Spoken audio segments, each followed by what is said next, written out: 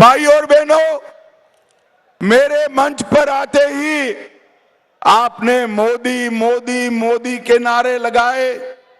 मैं देश भर में घूमकर आज भोंगी आया हूं। देश भर में मोदी मोदी के नारे लग रहे हैं। 3 चरण के चुनाव में हम 200 के करीब पहुंच गए हैं। अब 400 पार करने के लिए तेलंगाना ने वोट डालना है।